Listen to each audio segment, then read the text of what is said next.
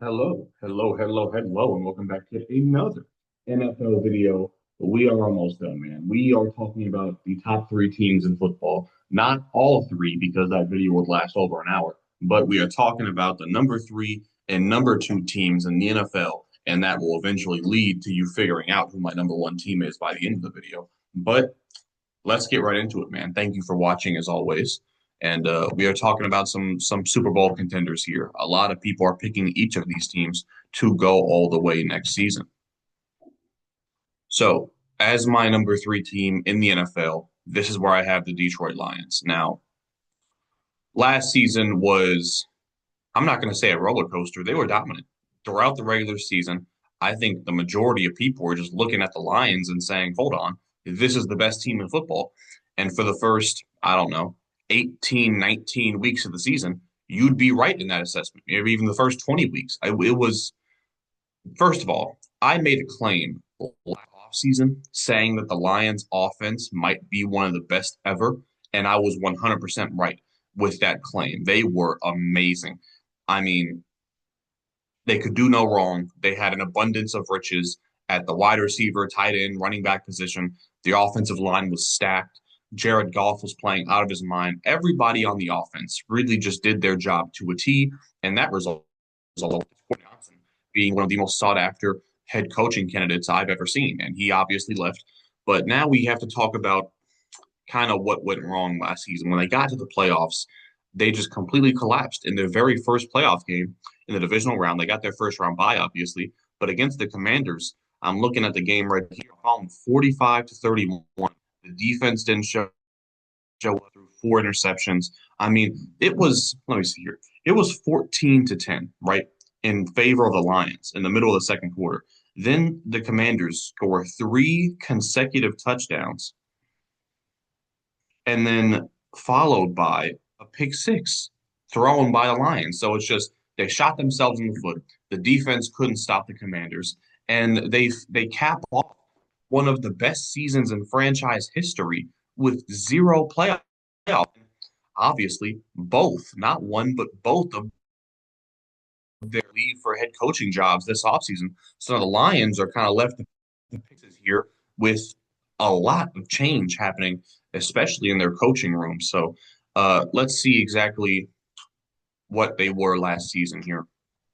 Taking a look at Jared Goff first and foremost, I think he kind of solidified himself kind of in a tier of his own, really, along with Jalen Hurts, not in the same tier, but both being unique in that I still have Jalen Hurts kind of as the number five QB in a tier by himself. And then below him, I have Jared Goff at number six in a tier by himself. Because when you combine how long Jared Goff has been doing this, how productive he's been these last 2 years in Detroit, along with just the amount of playoff games and experience he has, I think he is uniquely positioned as one of the most slept on, underrated.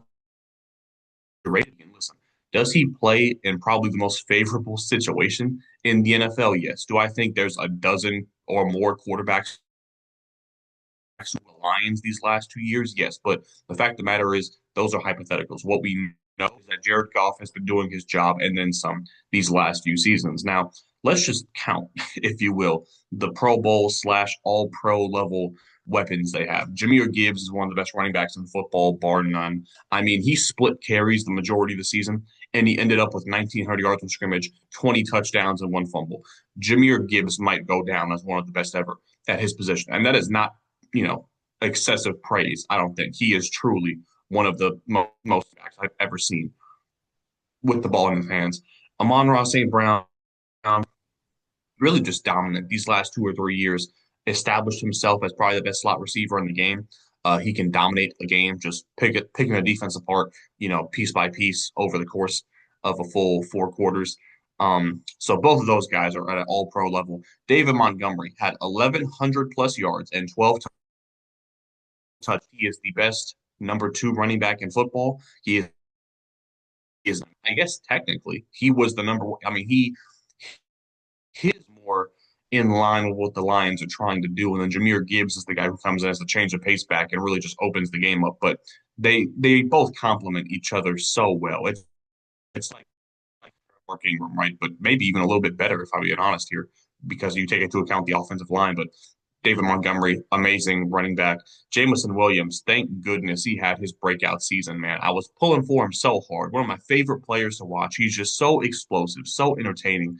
He can hurt a defense rather, in so many to see that he had a Pro Bowl level breakout season. And then Sam Laporta being one of the best young tight ends in the game. I mean, kind of gets overshadowed by guys like Brock Bowers, Trey McBride, but he's a part of this new era of just elite tight ends that are poised to take over the league in like 2 or 3 years, if they're not already. I mean, there's already like three of the top five tight ends are under the age of 25 or whatever, but he's certainly a part of that group. And even guys like Tim Patrick. I mean, Tim Patrick suffered back-to-back season-ending injuries in Denver, comes to the Lions and is a extremely reliable and productive wide receiver three, nearly 400 yards and three touchdowns. I mean, who would have would be such a feel-good story for the Lions last year? That was really fun to watch.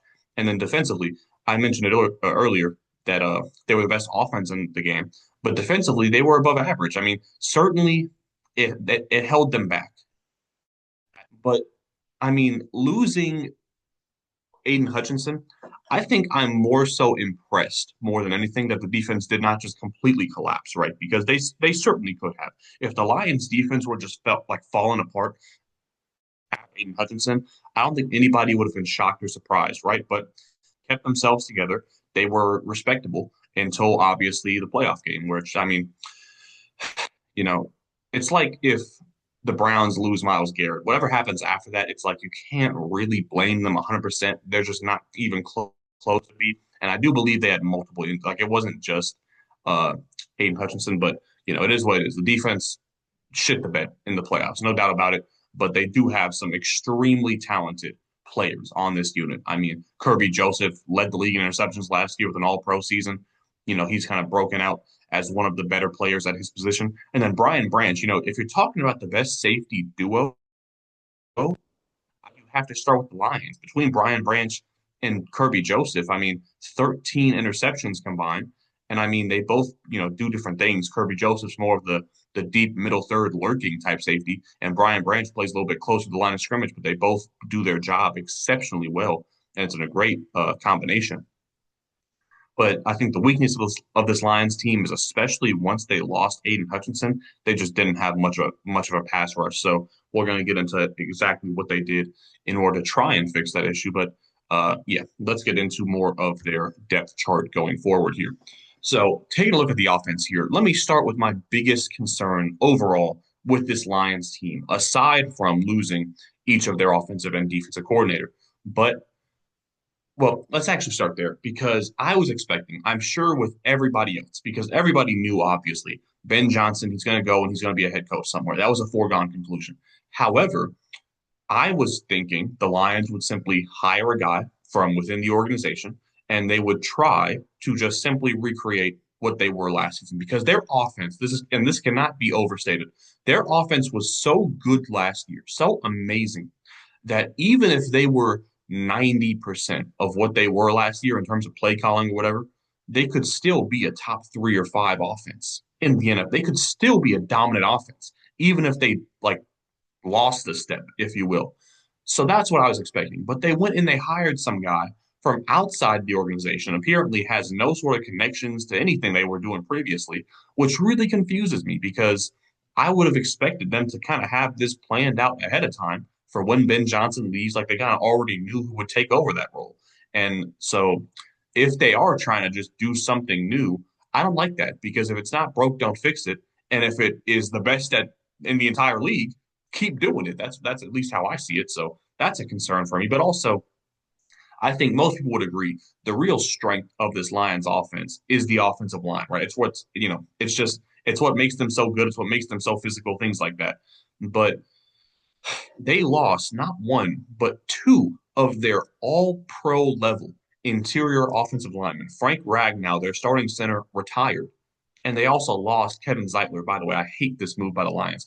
Kevin Zeitler left for Tennessee, and they paid him no money. They paid him like a 1 year, $9 million contract. And that was all it took for you to replace Kevin Zeitler with Christian Mahogany or Graham Glasgow. That is a terrible decision by the Lions front office to not pay that guy I mean, the amount of money the Titans paid him, that is a ridiculous move by the Lions. But now you're left without two of your all pro offensive linemen, and you're left with three new starters on the interior. None of these guys played meaningful minutes for him last, or meaningful snaps for him last season. So it's just, let me correct myself actually. I believe Graham Glasgow did have some impact. Let me actually look that up quickly because I made this offensive line little chart that I used before Frank Ragnow retired. So I was not expecting Glasgow to be a starter here. Let me see.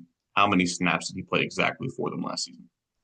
He played, and by the way, he's been around the league for a long time. He's very experienced. He's actually been with Detroit for like 6 years now in total.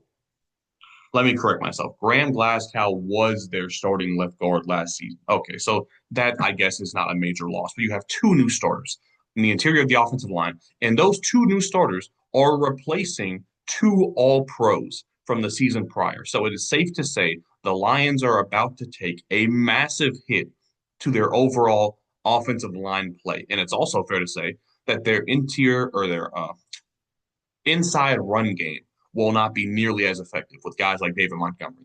That is a foregone conclusion. So that is a major concern for me. Now, the good news is you still have Penei Sewell, who is one of, if not the best offensive lineman in the entire game of football, right? So you still retain him. That's massive for you. Taylor Decker, I don't know exactly how hurt he is. He has that red text font, if you will, but not text font, but text color.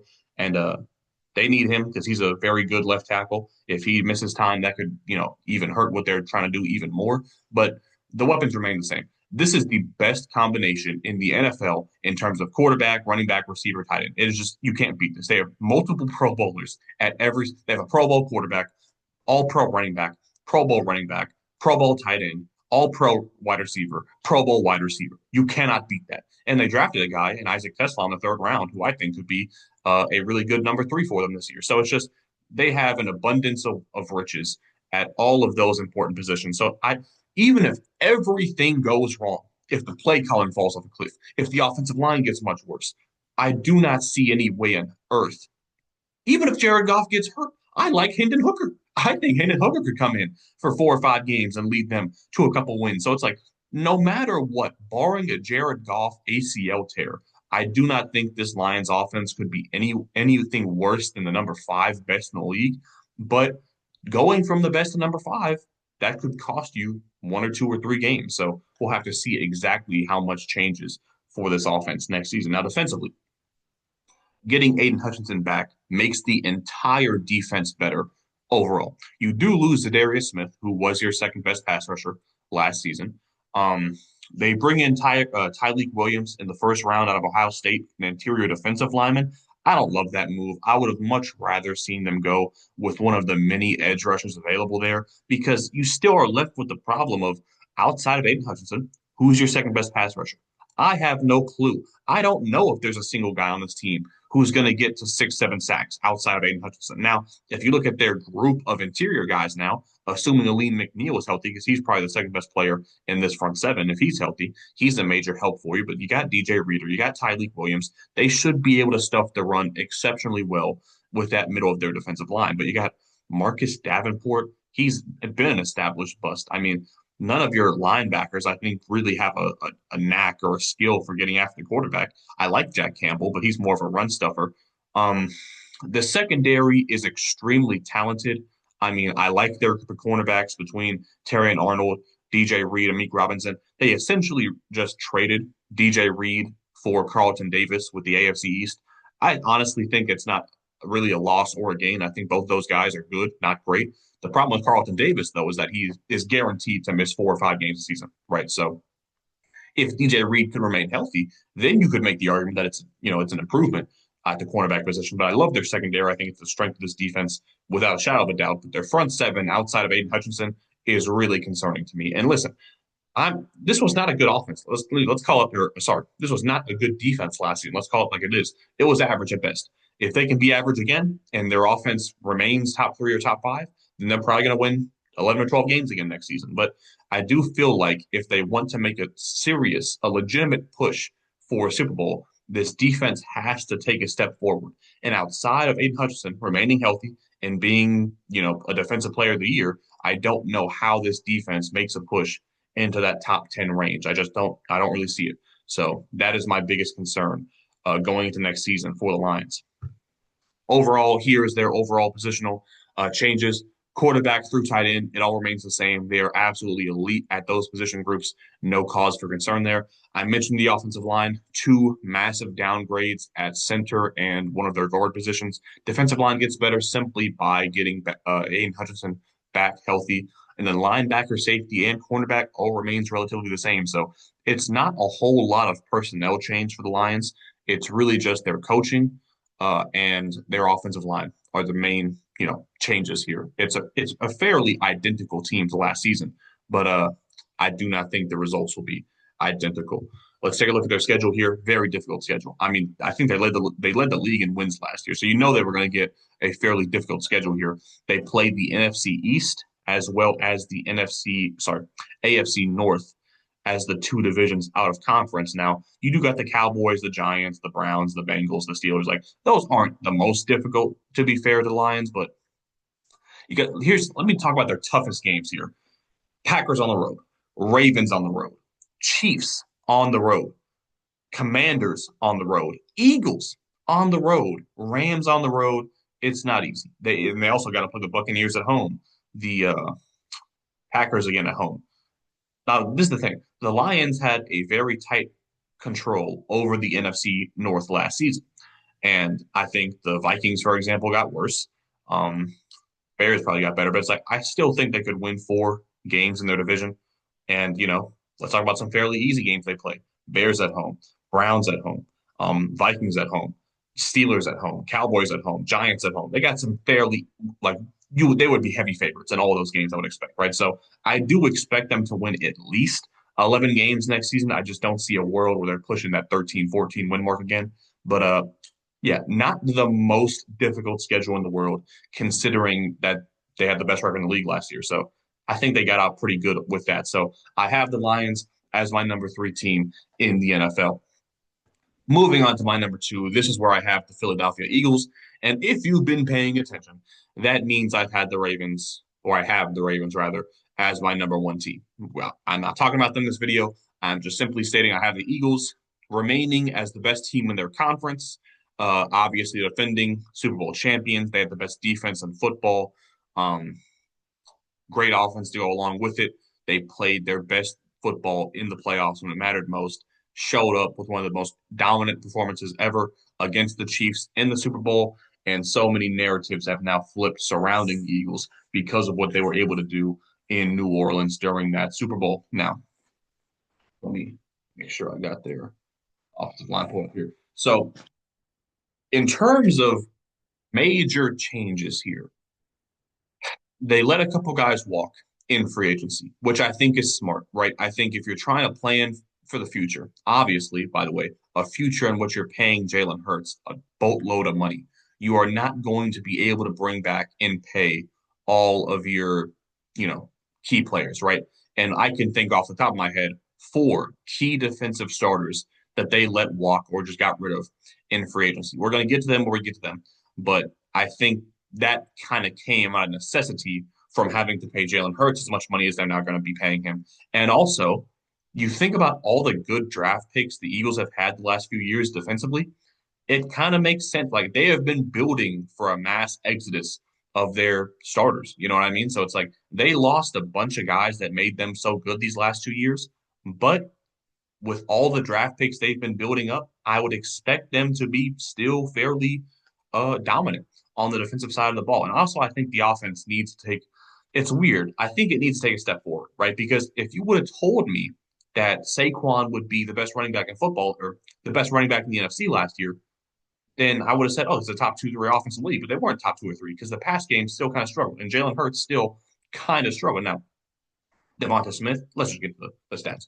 Devonta Smith and A.J. Brown each missed 4 games. So that's obviously not going to help. Dallas Goedert obviously missed about half the season. But it's like, so it's obviously with the injury concerns, Jalen Hurts didn't have the most help in the league, and he himself also missed 2 games. But I just feel like the pass game is not where it needs to be yet. And listen, Kellen Moore did a really good job with the offense. He has now left to go be a head coach of the Saints.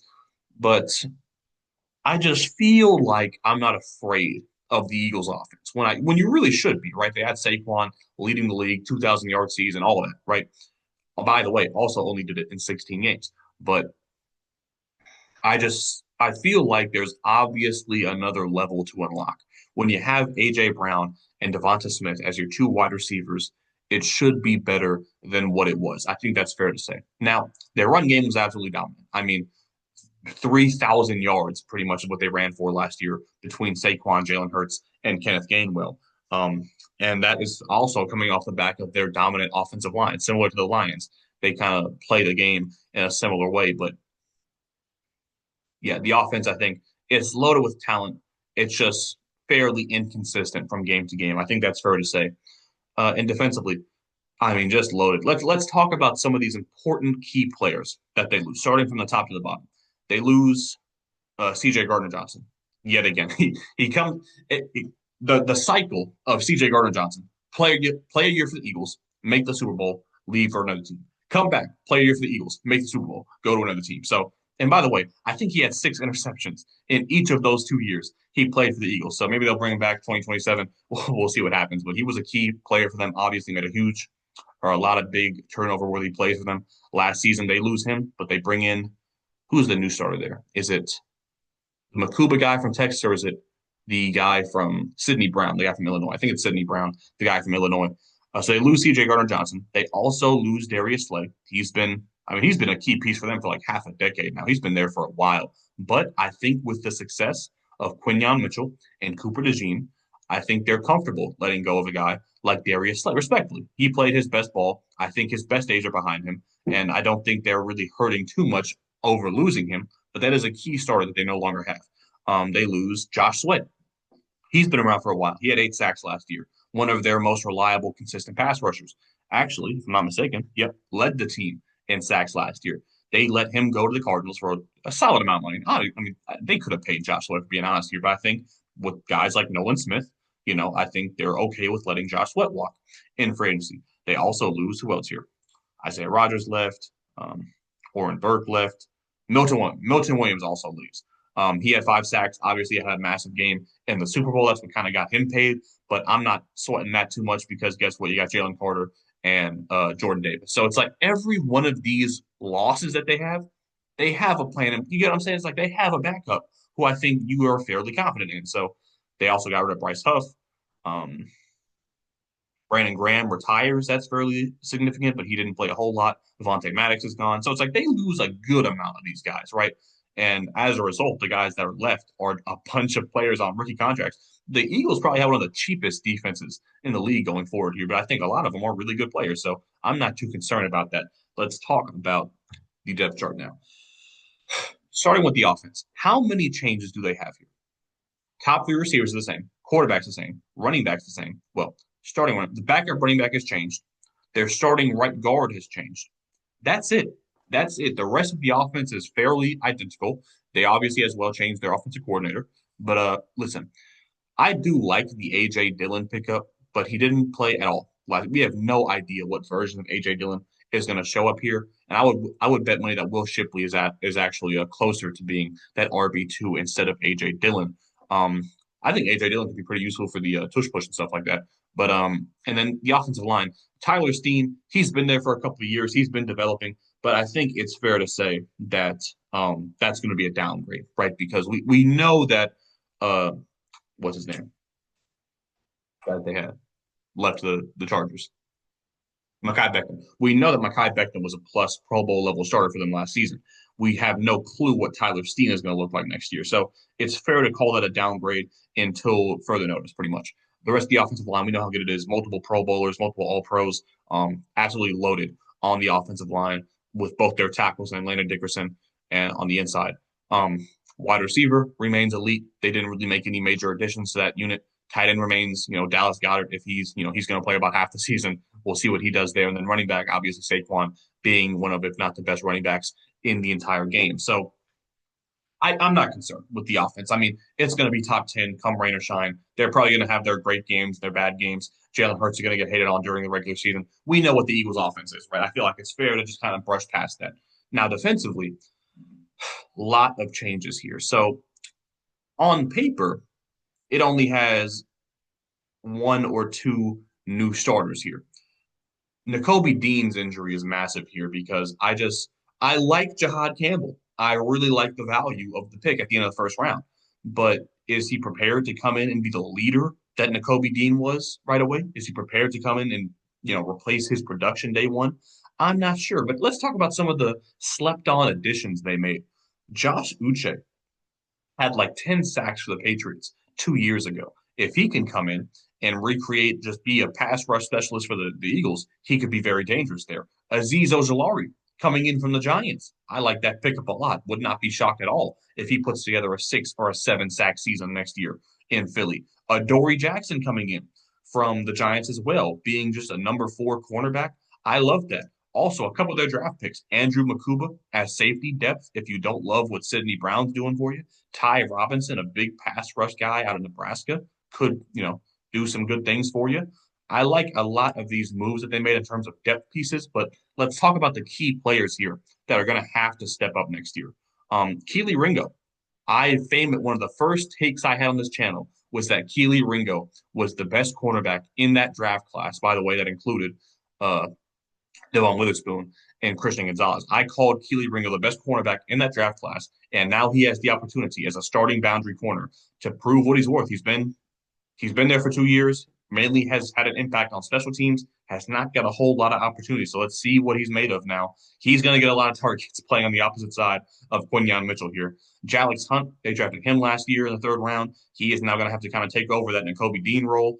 Not Nakobe Dean, Josh Sweat role. Jordan Davis, obviously, is going to have to kind of fill in for Milton Williams. Moro Ojomo playing a lot of defensive end, former seventh round pick out of Texas. A lot of people are high on him. Nolan Smith, obviously. A lot of look at the draft classes 2022, 2023, 2024. Let's count them actually. One, two, three, four, five, six, seven, eight, nine starters for the Eagles were drafted over the last 3 years. That is insane to me. But that just goes to show how well they've been drafting, right? Also got Jeremiah Trotter in there, should play a big impact in the linebacker room. And yeah, man, I like the defense. It just has a lot of change, a lot of unproven guys, but I just the Eagles deserve at this point a little bit of the benefit of the doubt, right? And also you got what's his name, Vic Fangio. They were the best defense in the NFL last year, and he was a large part of that. So he's still there. He's still in charge of this defense. So I have the utmost confidence that he's going to get the most out of this group. The offense, similar to Lions, their quarterback through tight end remains the same. I have no concerns, no qualms about anything regarding that. Offensive line gets slightly worse due to the loss of Mekhi Becton. Defensive line gets notably worse with the loss of guys like Josh Sweat and Milton Williams. But I also think that there's going to lead to opportunities for new guys to step up. Linebacker, mainly just because of the loss of Nakobe Dean. I like Jahad Campbell, but it's tough to expect a rookie to, come in and fill those shoes right away. Safety remains the same, even though I could have put the down arrow there. Matter of fact, I really should have put the down arrow there. The loss of CJ Gardner Johnson does hurt, but I just think they're kind of prepared for that. And then cornerback does get worse because you lose Darius Slade, but I still expect them, like the Lions offense, I still expect the Eagles defense to be a top 5 unit and really be the strength of this team overall, if you will. So that's going to be it, man. That's it for this video. We have now, well, actually, I am stupid. Let me correct myself. Let's talk about the Eagles schedule. So the Eagles play the AFC West and the NFC North as their out of division opponents here. Not so easy. More difficult schedule than the Lions, which, I mean, they won the Super Bowl, so you would expect that. Tough games here. They got the Chiefs on the road, Buccaneers on the road, Vikings on the road, Packers on the road, Chargers on the road, and the Bills on the road. The Eagles' schedule is not easy at all. They also got to play Lions at home. They got to play the Broncos at home, the Rams at home. The Eagles are going to lose some games here, right? That final game against the Commanders at home, that could be massive in terms of just for the division, getting a first round bye, whatever the case. So the Eagles are going to, I just don't see a world where they win 14 games next season, but I do expect them to look good. I do expect them to have their moments. They're going to have some big time wins in prime time. We're going to see what happens there, but yeah, definitely think the Eagles are going to be successful next season, going to make the playoffs and have a. Am I picking them to make the Super Bowl? I actually think Super Bowl fatigue is real. Um, that slump is real. They got a lot of losses on the defense. I am going to pick the Lions to come out of the NFC next season. And they are going to play and lose to, in my opinion, the team that I have in my number one spot. We're going to get to that very shortly here. I will not take a week in between videos again. So please leave a like if you enjoyed, subscribe if you are new, and I will see you on the next one. Peace.